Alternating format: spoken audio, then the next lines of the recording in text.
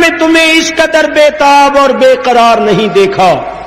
حر نے کہا کیا بتاؤں، میرے ایک طرف جنت ہے اور ایک طرف دوزخ ہے، ایک طاقت مجھے جہنم کی طرف کھینچ رہی ہے اور ایک طاقت مجھے جنت کی طرف بلا رہی ہے، میں درمیان میں کشمکش میں مبتلا ہوں کہ کیا کروں، کدھر جاؤں۔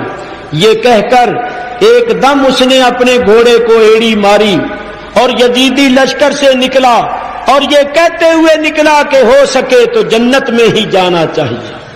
نکل کر لشکر آدھا نے، نکل کر لشکر آدھا سے مارا حر نے یہ نعرہ،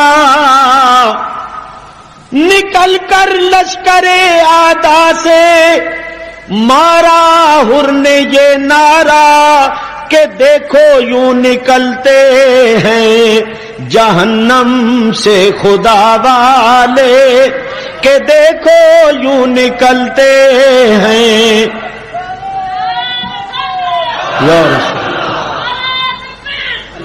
نکل کر لشکر آدھا سے مارا حر نے یہ نعرہ کہ دیکھو یوں نکلتے ہیں جہنم سے خدا والے۔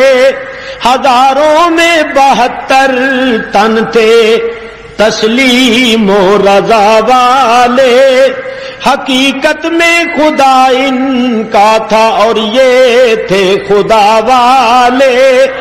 حسین ابن علی کی، حسین ابن علی کی کیا مدد کر سکتا تھا کوئی، حسین ابن علی کی کیا مدد کر سکتا تھا کوئی، یہ خود مشکل کشا تھے اور تھے مشکل کشا والے، یہ خود مشکل کشا تھے اور تھے مشکل کشا والے۔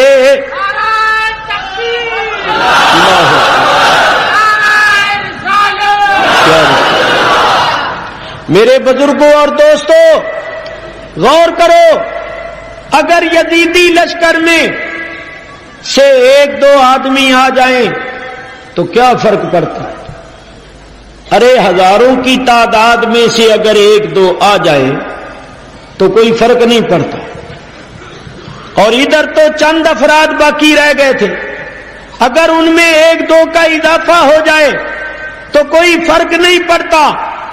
امام علی مقام پھر کیوں نکلے تھے اور یزیدی لشکر کے سامنے جا کر یہ کیوں اعلان فرمایا تھا کہ ہے کوئی اولاد رسول کی مدد کرنے والا، ہے کوئی آل رسول پر جان قربان کر کے جنت میں جانے والا؟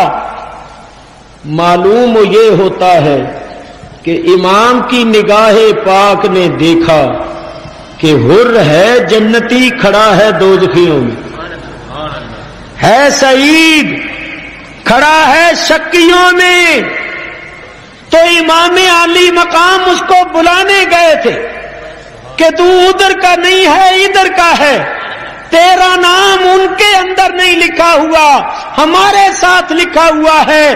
چونکہ اس کے نکلنے کا سبب امام علی مقام کا بلانا بننا تھا، جب سبب کا وجود ہوا تو مسبب بھی مارج وجود میں آ گیا اور سعید شہداء میں آ گیا اور اشقیاء کو چھوڑ دیا۔ نعرہ تکبیر، اللہ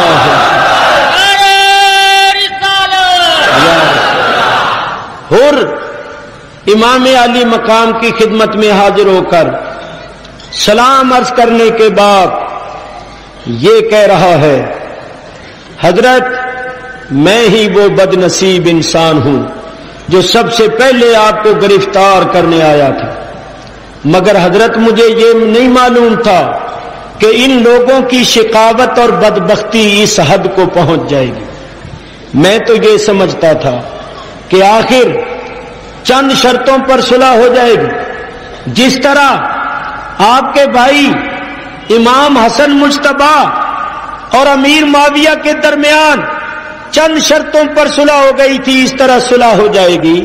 مجھے یہ نہیں معلوم تھا کہ یہ بدبخت میدان کربلا میں آپ کا پانی بھی بند کر دیں گے، آپ کی کوئی تقریر ان پر اثر انداز بھی نہیں ہوگی، آپ کی ساری شرطوں کو رد کر دیں اور مسافری کے عالم میں آپ کے اہل و عیال کے سامنے آپ کو قتل کرنے کے درپے ہو جائیں گے۔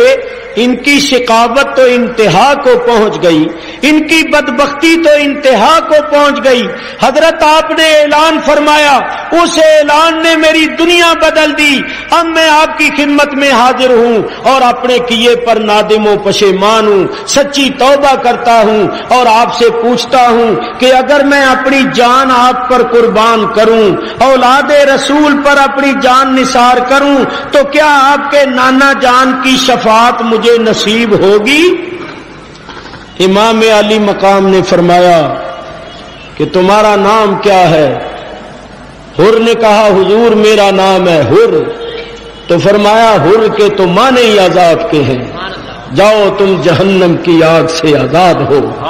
اگر تم اپنے کیے پر نادم و پشیمان ہو، اب اولاد رسول پر جان قربان کرنے کا عزم و ارادہ رکھتے ہو، تو یقیناً تمہیں ہمارے نانا جان کی شفاعت نصیب ہوگی۔ لیکن حر تم ایسے وقت میں ہمارے پاس آئے کہ ہم تمہاری کوئی تواضع نہیں کر سکتے، تمہیں پانی تک نہیں پلا سکتے، لیکن سنو، جب قیامت کا دن ہوگا اور ہم جنت میں جائیں گے اور تم ہمارے ساتھ ہوو گے، تو ہم تم سے یہ عہد کرتے ہیں کہ پہلے تمہیں کوثر کا جام پلائیں گے، پھر خود پیئیں گے۔ نعرہ تکبیر،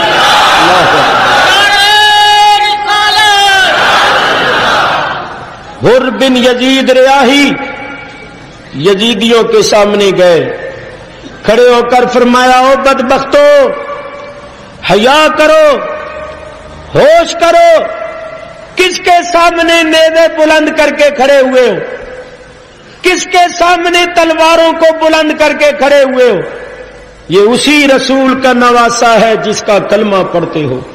بدبختو، جس رسول کا کلمہ پڑھتے ہو اس رسول کی اولاد کو قتل کرتے ہو، اس رسول کی اولاد کا پانی تم نے بند کیا ہوا ہے۔ ابھی بھی موقع ہے، امام کے قدموں پر گر جاؤ، اپنی غلطی کا اعتراف کر لو، اب بھی تمہاری تقدیر بدل سکتی ہے۔ مجھے دیکھو، مجھ سے سبق حاصل کرو۔ اللہ نے میری آنکھوں سے غفلت کے پردے اٹھا دیے ہیں، مجھے حقیقت نظر آ رہی ہے، میں جنت میں اپنا ٹھکانہ دیکھ رہا ہوں۔ اگر تم بھی میری طرح جنت میں جانا چاہتے ہو تو آؤ امام کے قدموں میں جھک جاؤ اور اپنی غلطی کا اعتراف کر لو۔ امام اب بھی تمہیں اپنے سینے سے لگا لیں گے اور اپنے دامن کرم میں چھپا لیں گے۔ جس وقت حر نے یہ کہا، عمر بن سعد اور شمر دل جوشن وغیرہ نے کہا کہ پکڑ لو اس بدبخت کو، یہ ہماری فوج کا سالار تھا، باغی ہو گیا ہے، دشمن سے مل گیا ہے، اس کو بغاوت کی سزا دو، اس کو ایسا مزہ چکھاؤ کہ اس کو پتہ چل جائے کہ کس طرح بغاوت کی جاتی ہے۔ چنانچہ یزیدی لشکر کے سپاہی حضرت حر پر ٹوٹ پڑے۔ یہ اپنی جان تو قربان کر ہی چکے تھے اور 3 روز کے بھوکے پیاسے نہیں تھے، انہوں نے شیر کی طرح حملہ کیا۔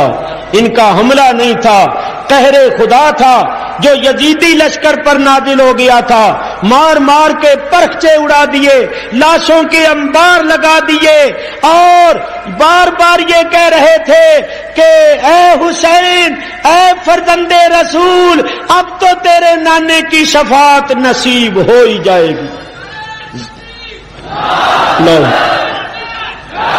زخموں سے چور چور ہو کر حضرت حر بھی جام شہادت نوش کر گئے، جنت الفردوس میں پہنچ گئے۔ میرے دوستو بزرگوں، واقعات بہت ہیں، اگر ان واقعات کو تفصیل سے بیان کیا جائے تو بڑا وقت چاہیے۔ اب میں خاندان رسالت کے افراد کی شہادت کا بیان آپ حضرات کے سامنے پیش کرتا ہوں۔ امام علی مقام